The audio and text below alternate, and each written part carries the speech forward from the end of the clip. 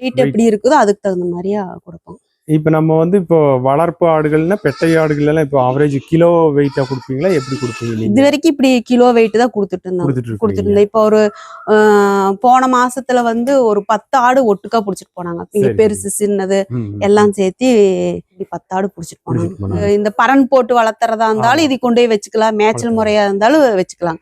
இப்ப நாங்களே வந்து இதுக்கு இந்த செட்ல பரன் போடலான்ட்டு தான் ஐடியா இருக்கிறோங்க. சரி சரி. இப்படி கட்டி வைக்கிறதுக்கு இப்ப இதுல வந்து ஒரு 10 ஆடு கட்டி வைக்கிறதுல வந்து நம்ம பரன் போட்டோம்னா அதுல ஒரு 10-30 ஆடு விட்டுக்கலாம்.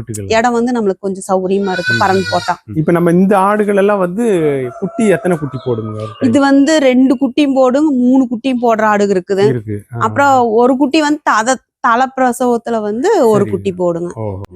இப்ப வெயிட் அதிகபட்ச வெயிட் அப்படின்னா நம்ம ஆடுகள் என்ன? அதிகபட்ச வெயிட் அப்படிங்கிற போது 40 கிலோ 35 கிலோ அந்த மாதிரி வரும். இந்த ஆடு வந்து